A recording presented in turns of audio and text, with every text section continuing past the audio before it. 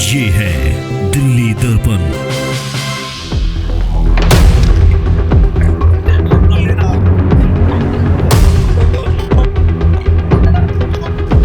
दिल्ली में अतिक्रमण, अवैध कब्जे, जगह जगह झुग्गियों का बन जाना, ये एक बहुत बड़ी समस्या और पुरानी समस्या है। तो तमाम सरकारें आई जिन्होंने इस बात का ख्याल रखा कि कैसे दिल्ली को स्लम फ्री बनाए, अतिक्रमण से मुक्त राजधानी बनाए, एक वर्ल्ड क्लास सिटी बनाए। लेकिन सोच लेना अलग बात है, लेकिन उस सोच को जो अमली जामा पहनाता है वो प्रशासन पहनाता है। लेकिन कहीं तो अंकुश लगे, कहीं तो सरकार की जिम्मेदारी बने कि अब आगे से कोई इलीगल अतिक्रमण, अवैध कब्जा नहीं होगा, कोई सरकारी जमीन पर कब्जा नहीं होगा, कहीं कोई सरकारी जमीन पर झुग्गी नहीं डलेगी। लेकिन नहीं होती, क्यों? क्योंकि ये एक अलग नेक्सस है। खाली नाम मात्र के लिए कोर्ट में जा रहे हैं। जब डेमोलिशन होता है तो कोई आता नहीं है, लेकिन जब डेमोलिशन खत्म हो जाता है तो सारे दौरे करते हैं, सब आंसू पहुंच जाते हैं। मीडिया लेके मीडिया के कैमरों के साथ आप आंसू पहुंचने के अलावा आप कर क्या रहे हैं? आप लीगल, आप सरकार के जो कोर्ट में सही पक्ष रखिए उनका, अगर आप उसके सही कैसे हैं।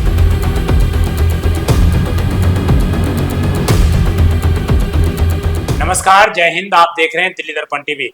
दर्शकों, दिल्ली के तमाम हिस्सों से आप एक खबरें इन दिनों सुन रहे होंगे, जो बुलडोजर की कार्रवाई किस प्रकार दिल्ली के तमाम हिस्सों में की जा रही है। हम भी उन पर तमाम खबरें आपको दिखाते रहते हैं।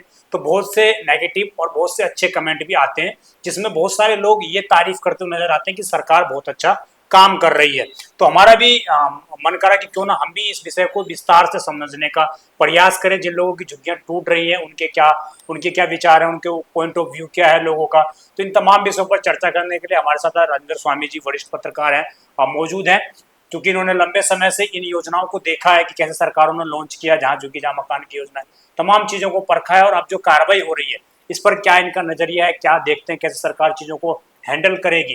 तो तमाम विषय है हमारे पास, इनसे शुरुआत करते हैं। सर, बहुत बहुत आपका स्वागत है। और मेरा आपसे पहला सवाल सर यही होगा कि जहाँ झुग्गी जहाँ मकान की जो योजना थी, तमाम सरकारें लेके आई, आप उसको किस तरीके से देखते हैं? क्या परिकल्पना थी उस समय जब लाई गई थी? देखिए विजय, सबसे पहले तो जो दिल्ली सरकार, जो नई सरकार बनी है 27 साल बाद, ताबड़तोड़ डेमोलेशन हो रही हैं, झुग्गियां तोड़ी जा रही हैं।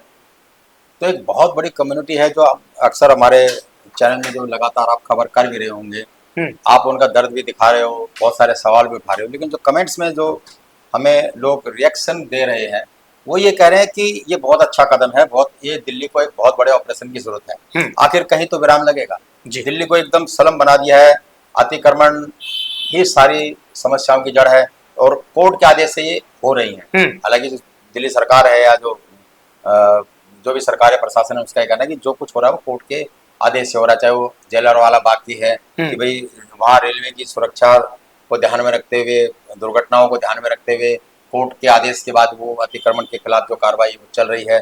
इसी तरह आपने जो मदरासी कैंप और तैमूर की तरफ इधर जितनी भी कार्रवाई थी, वहाँ ये तर्क दिया जा रहा था कि जो ड्रेन वाटर है उन पर अतिक्रमण हो रहे थे, जो दिल्ली में बाढ़ जैसे हालात हो रखे थे तो वो इसलिए हो रखे थे कि जगह जगह नालों पर भी अतिक्रमण हो रहा था।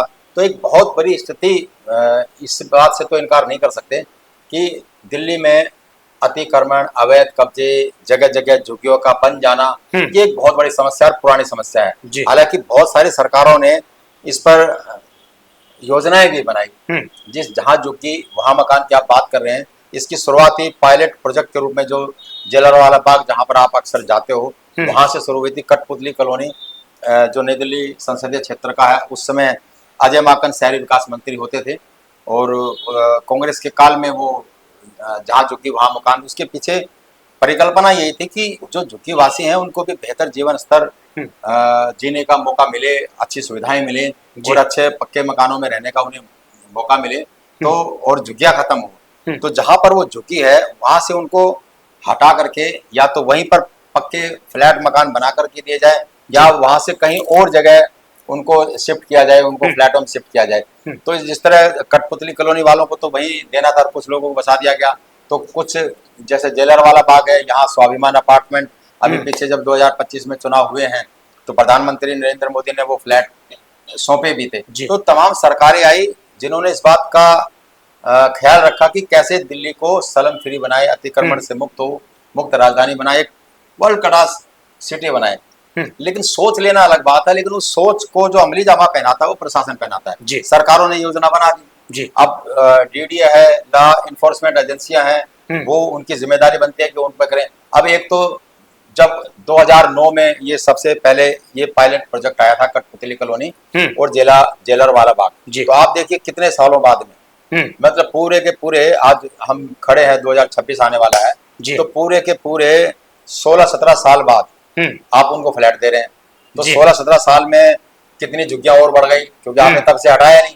तो एक अजीब सी स्थिति पैदा कर दी। जो सरकारी इच्छा शक्ति है, सरकारों की इच्छा शक्ति है, वो तो सोच लेते हैं, सोच के बाद कैबिनेट में प्रस्ताव पास करते हैं, लेकिन उन सबकी जो मॉनिटरिंग होनी चाहिए, उनको समयबद्ध तरीके से उन योजनाओं को पूरा कर लेना चाहिए। इस तरफ किसी का ध्यान नहीं है, तो किसी की कोई जिम्मेदारी नहीं है कि इतने सालों से वो जो योजनाएं थी वो अब जाकर के क्यों पूरी हो रही है 16-17 साल बाद। तब एक नई पीढ़ी आती, उसमें भी जब उन्होंने जब सर्वे किया था तब क्या हालात और थे, और उस सर्वे के बाद जो जिनका नाम नहीं आया उन सबको फ्लैट नहीं मिले, उनको सबको रहने के मकान नहीं मिले, तो उनके थोड़े जिनको मिल गए तो उनके जलरवाला बाग में जिनको घर मिल गए उनके डेमोलिशन हो रहे हैं। लेकिन ऐसे भी बहुत सारे हैं जिनको नहीं मिले क्योंकि उनका सर्वे में नाम नहीं आया, कुछ तकनीकी दिक्कतों की वजह से नहीं आया, तो उन पर भी तलवार मंडरा रही। कुछ कोर्ट के स्टे भी लग रहे हैं, लेकिन स्टे के बावजूद भी बुलडोजर चल रहा है कोर्ट के आदेश का हवाला देकर के। तो कुल मिलाकर के ये बात तो सही है कि दिल्ली को एक ऑपरेशन की जरूरत है। वो ऑपरेशन केवल ऐसे नहीं कि बुलडोजर चला करके उसी को ऑपरेशन माना जाए। ये ऑपरेशन ये भी है कि एक मानवीय दृष्टिकोण के साथ ये कार्रवाइयां पूरी हों, उनकी भी चिंता की जाए। जो लोग जायज हैं, जो कह रहे हैं कि 50-60 सालों से हम यहाँ पे रह रहे हैं, सरकार का भी नियम है कि जो लंबे समय से रह रहे हैं वो इस तरह से झुग्गी उनको उजाड़ नहीं सकते, आप उनको अचानक ऐसे नहीं कर सकते। जब आपके पास एक व्यवस्था बनी हुई है, एक सरकार के सुप्रीम कोर्ट के आदेश भी हैं कि एक निश्चित अवधि, मेरे ख्याल से 2007 से पहले की जो झुग्गियां जो बनी उन सबको आप 2015 भी किया गया था, 15 भी, ऐसे तो कई योजना है, 15-16 में भी आप जो बात कर रहे हैं वो जहाँ जो कि वहाँ मकान की योजनाओं की बात है। 2015-16 में भी आई, फिर 2019 में भी आई, तो लगातार इस तरह की योजनाएं आती जा रही हैं। लेकिन जो अतिक्रमण और अवैध कब्जों की जो तादाद है वो उससे कहीं ज्यादा तेजी से बढ़ रही है। तो जो हमारे दर्शक हैं वो जो देख रहे हैं, कमेंट्स हमें लगातार कर रहे हैं, हम लगातार उसमें पढ़ रहे हैं, और ज्यादातर हमें इस बात के लिए आलोचना का सामना भी करना पड़ रहा है कि हम उनके पक्षधर हैं। और आम आदमी पार्टी, कांग्रेस, उनके ऊपर ये आरोप लग रहा है कि भैया जा करके अपने घर में बसा लो, अपनी कोठियों में बसा लो। यानी कि इस हद तक जो दिल्ली की जनता है, जो ये चाहती है कि दिल्ली साफ सुथरी हो, क्राइम फ्री हो, सब कुछ हो, और उनको ये कार्रवाई बड़ी अच्छी लग रही है कि भाई दिल्ली से ये बस्तियां साफ होनी चाहिए। और मैं कुछ बता दूं कि कुछ खामियां झुग्गी सलम बस्ती में जो लोग रह रहे हैं उनकी आप ये कह सकते हो, उनकी अज्ञानता कह सकते हो, पढ़े लिखे होने की वजह से, या अवेयरनेस की कमी हो सकती है। तो सरकार को या जो सोशल वर्कर्स हैं, जो एनजीओ काम करते हैं, उनको जाकर के समझाना चाहिए। अगर आप 40-50 साल से एक झुग्गी में रह रहे हैं, आप अपना एक मकान तक नहीं बना सक रहे, तो आप कर क्या रहे हैं? इस शहर के अंदर आपका क्या काम? या तो आप जानबूझ करके आपको उस माहौल में आपको रहना ही है। और हमारी जानकारी में तो ऐसे भी हैं जिनके पास बहुत आलीशान मकान है, लेकिन उनकी 5-5, 7-7, 10-10 झुग्गियां हैं जो किराए पे चल रही हैं। और ये सच्चाई है, सच्चाई है, देश की सच्चाई है कि बहुत लोगों को झुग्गियां इसलिए भी रास आती है। झुग्गियां एक वोट बैंक की नहीं बनी हुई, बल्कि एक अवैध कमाई का भी एक बहुत बड़ा जरिया बनी हुई है। अगर हम बहुत सारे इलाकों की बात करें, हमारे वजीरपुर में भी ऐसे बहुत सारे इलाके हैं जहाँ पर झुग्गियां बड़ी तादाद में है, जबकि वहां पर मकान भी हैं उन लोगों के, उनके पक्के मकान है। लेकिन जो बाहर से लोग आते हैं, चाहे किसी भी स्टेट से आते हो, मैं किसी पर्टिकुलर स्टेट का नाम नहीं लेना चाहता, जो भी आते हैं वो सोच उनकी पहले ये रही होती कि भाई जैसे तैसे हमें अपना कुछ कमा करके हमने निकल जाना है। लेकिन वो जिस माहौल में रह रहे थे उसी माहौल में उनको रहने की आदत पड़ जाती है, वो निकल वो नहीं पाते, और अपनी प्रॉपर्टी वो इसलिए भी नहीं खरीद पाते कि उन्हें जाना है। ये शायद उनके दिमाग में सोच रहती हो, लेकिन वो जब एक लंबा पीरियड हो जाता है तो फिर वो उसी अधिकार है भी। कोई भी नागरिक देश के किसी भी हिस्से में जाकर के रह सकता है, अगर कुछ राज्यों को छोड़ करके, वो उसका अधिकार भी है। लेकिन अधिकार और लगाव ये दोनों अलग अलग चीजें। लगाव भी होना चाहिए। आप अगर इस बात से कौन इनकार कर सकता है कि ये जितनी भी झुग्गियां हैं या पुनर्वास कॉलोनियां हैं, ये बिल्कुल क्राइम का केंद्र बनी हुई हैं, तमाम तरह के अपराध यहाँ पे होते हैं। तो ये सोचने का किसका काम है? ये भी उन्हीं लोगों का सोचने जो का काम झुग्गी है में रह रहे हैं। कि या तो आप रह रहे हैं, सरकार आपको बिजली पानी फ्री दे रही है, मुफ्त अनाज आपको दे रही है, और उसके बावजूद भी आपके खर्चे पूरे, सरकारी स्कूल हैं पढ़ने के लिए और बहुत अच्छे अच्छे स्कूल हैं, लेकिन फिर भी झुग्गी नहीं छोड़ना चाहते जी। क्योंकि एक बहुत बड़ी सुविधा भी है उनके लिए। हाँ। मैं कुछ लोगों की तो बात नहीं कहता, बहुत ऐसे भी बहुत सारे लोग होंगे जो सचमुच में बहुत नीडी है, जरूरत है, जी। और उनको इस तरह से एकदम अचानक उजाड़ नहीं दिया जाना चाहिए जब तक कि कोई बहुत बड़ी ठोस वजह ना हो। लेकिन कहीं तो अंकुश लगे, कहीं तो सरकार की जिम्मेदारी बने कि अब आगे से कोई इलीगल अतिक्रमण, अवैध कब्जा नहीं होगा, कोई सरकारी जमीन पर कब्जा नहीं होगा, कहीं कोई सरकारी जमीन पर झुग्गी नहीं डलेगी। लेकिन नहीं होती, क्यों? क्योंकि ये एक अलग नेक्सस है। तो सरकारें तो योजनाएं बना सकती हैं, उसको इम्प्लीमेंट करना सरकारी एजेंसियों का काम है, उस पर नजर रखना आप जैसे पत्रकारों का, हम जैसे पत्रकारों का, विसल ब्लोवर का, सामाजिक कार्यकर्ताओं का काम है कि अगर वो ऐसा नहीं कर रहे हैं तो उनके खिलाफ वो तुरंत एक्शन करे। तो कहीं ना कहीं हमें ब्रेक लगाना पड़ेगा। हो सकता है कि इस मुहिम में बहुत सारे लोगों के साथ अन्याय भी हो, लेकिन दिल्ली को एक बहुत बड़े ऑपरेशन की जरूरत है। तो जैसा मैंने बताया कि एक ऑपरेशन तो यही कि किसी भी अवैध कब्जे को, सरकारी जमीन पर अवैध कब्जे को बख्शा ना जाए, छोड़ा ना जाए। उसमें ये नहीं कि झुग्गियों पर बुलडोजर चले। हाँ, हम बहुत सारे अवैध अभी भी कॉलोनियां बस रही हैं। आप बुराड़ी चले जाइए, आप बाहरी दिल्ली के इलाकों में चला जाइए, एक तरफ तो अवैध कॉलोनियों पर जो है ना गाज गिर रही है कि ये लिस्ट से बाहर हो गई है, ये लिस्ट में नहीं है, लेकिन बिना इसकी परवाह किए खूब धड़ाधड़ चले जाइए, आप देखिए धड़ाधड़ कॉलोनियां काटी जा रही हैं। सरकार की आंखें बंद है क्या? सरकार मतलब प्रशासन जो सरकार की आंख नाक कान होता है जी। लेकिन आप चले जाइए किसी भी इलाके में, सरकारी कॉलोनियां बेतहाशा पैदा हो रही है, कुकुर मुर्तों की तरह बन रही हैं, और इनके बाद आने वाले 10 सालों जब उन पर बुलडोजर चलेगा तो फिर वो रोएंगे कि हमने जिंदगी की कमाई लगा दी, सारे पैसे लगा दिए, और अब इन पर हमारे लापरवाही, सरकार की लापरवाही, बिल्डर की लापरवाही, अधिकारी और कर्मचारी, बिल्डर, सरकार सब अपना पैसा बना के चले गए। लेकिन जिसने पैसा अपने खून पसीने की कमाई से कमाया और उसने उसको लगाया और वो उसका पैसा भी गया, उसका घर भी गया, तो पीड़ित कौन हुआ? पीड़ित हुआ वो आम नागरिक जो एक आशय की उम्मीद में जगह जगह भटक रहा है। बहुत ज्यादा टेक्निकल जानकारी उनको होती नहीं है जी कि कौन से अवैध है। और अब तो यहाँ तक किया कि नेक्सस ऐसा बन गया है, बिजली के मीटर तक आसानी से नहीं लग रहे। आप किसी कॉलोनी में चले जाए, कहने को तो इलीगल जो मकान बने हुए हैं उन पे आप बिजली के मीटर नहीं लगा सकते। हाँ, लेकिन तमाम तरह बिजली के मीटर होते हैं, पानी होते हैं, राशन के कार्ड होते हैं। पिसता तो आम आदमी ही है। लेकिन देखिए दो बातें हो गई, एक अवैध कॉलोनियों का बनना और बस जाना बहुत बड़े पैमाने पे, वो भी बड़ी चिंता और चुनौती की बात। जैसे बटला हाउस का मामला है, सरकार का काम है, सरकार की एक अपनी एजेंसी है डीडीए का काम है कि किसी भी शहर के रिहायशी, व्यावसायिक और सामुदायिक जरूरतों को पूरा करे। उसकी जिम्मेदारी है कि वो कॉलोनियां बसाए और सोसाइटियां, फ्लैट बनाए, घर बनाए लोगों के लिए जो उसने उस तादाद में नहीं बनाए।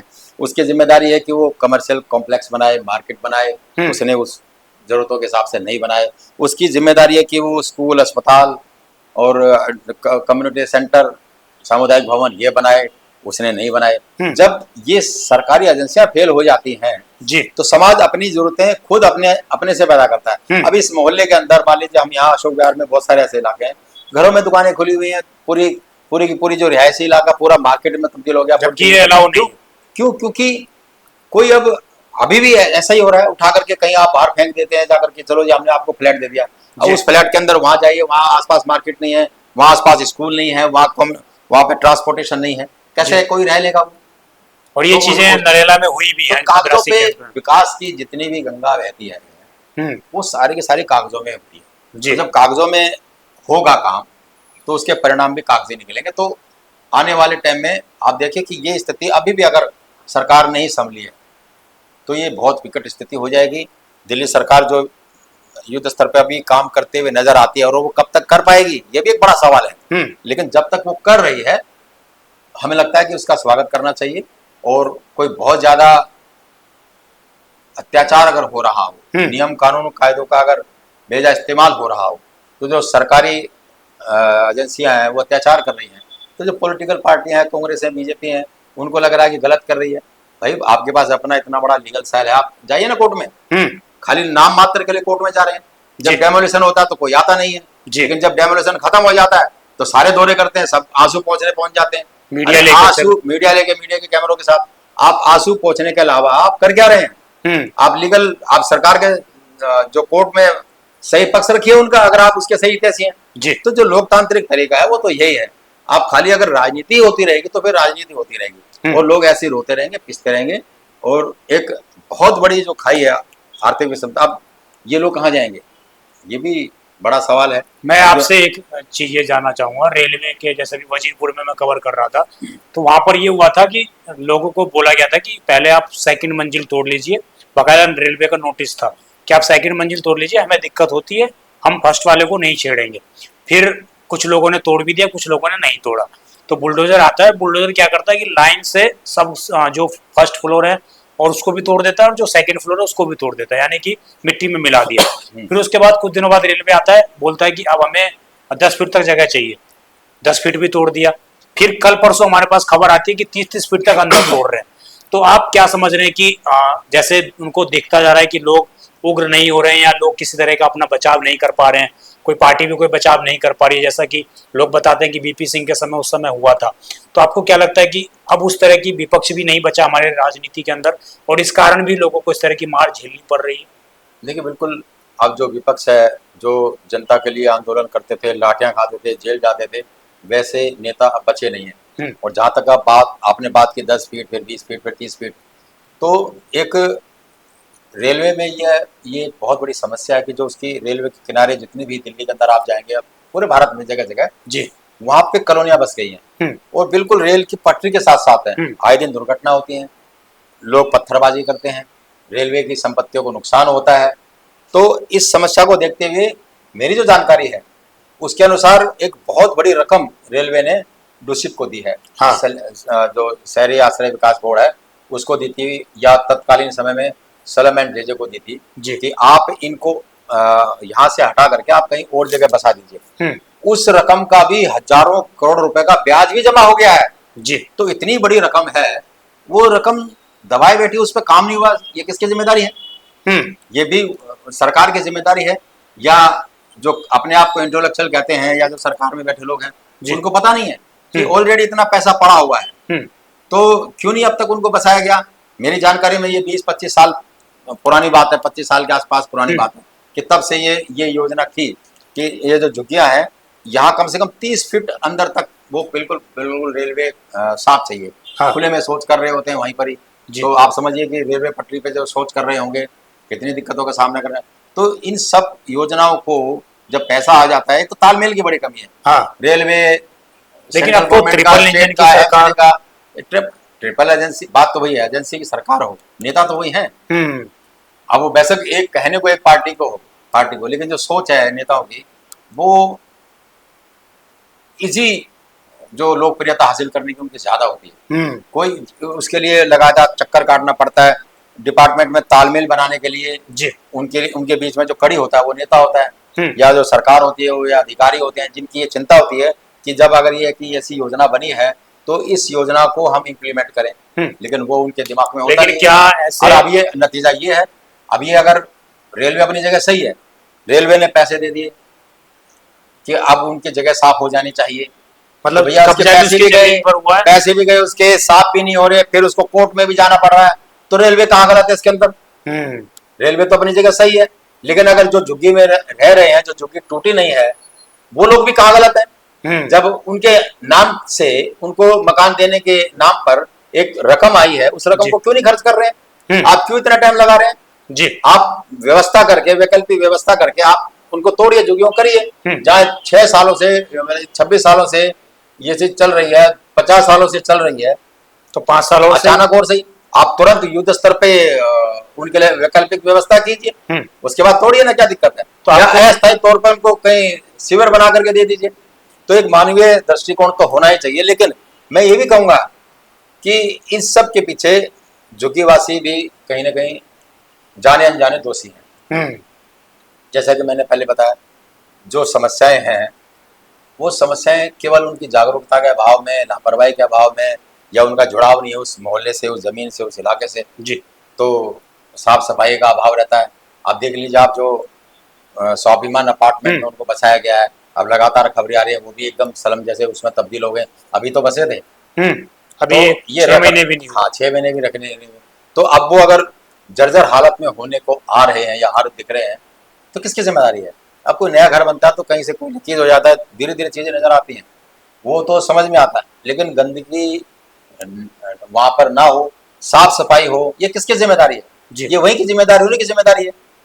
तो तो आप उसके लिए फिर वो चिल्लाए एमसीडी एमसीडी एमसीडी, क्या करे, कहाँ तक कर लेंगे? तो कुल मिलाकर के जो हमारा सिक्स सेंस है वो मतलब बहुत पुअर लड़ाई है, तो दोनों तरफ से बहुत अपने पुअर है, बहुत पुअर है। और उसके लिए पीछे निसंदेह उसके पीछे सरकार जिम्मेदार है। योजनाएं बनती हैं लेकिन योजनाएं इतनी ज्यादा लेट लतीफी से चल रही होती हैं जी। कि उनका खर्च भी बढ़ जाता है, लापरवाही बढ़ जाती है, मर्ज भी बढ़ जाता है। तो कुल मिलाकर के एक ऑपरेशन की जरूरत है। फिर मैंने कहा, बार बार कह रहा हूँ कि दिल्ली को एक बहुत बड़े ऑपरेशन की जरूरत है। वो ऑपरेशन लोगों की सुविधाओं पर इस तरह से उनको बेघर बेघर करके ना हटाया जाए, उस पर ध्यान में रख करके युद्ध स्तर पर काम होना चाहिए। और जो अतिक्रमण अवैध कब्जे हो रहे हैं, जो गलत हैं, उनको बिल्कुल उन पर सख्त कार्रवाई होनी चाहिए। और आगे से कोई भी अवैध अतिक्रमण सरकारी जमीन पर ना हो, इसके लिए बाकायदा जिम्मेदारी और जवाबदेही तय होनी चाहिए। तो रेखा गुप्ता सरकार ये सब काम कर रही है, इसका लोग अप्रिशिएट कर रहे हैं, हमारे कमेंट्स में लगातार लोग बोल भी रहे हैं। लेकिन अब ये भी तय होना चाहिए, जिम्मेदारी और जवाबदेही भी तय होना चाहिए कि अगर जिस अधिकारी के कार्यकाल में अगर कहीं कोई अतिक्रमण और अवैध कब्जा किसी सरकारी जमीन का हुआ है तो वो सख्त के सख्त कार्रवाई उस अधिकारी पर भी होनी चाहिए। होता तो यही है कि बिल्डर अधिकारी मिलकर के सब कॉलोनियां बसा लेते हैं, कर लेते हैं।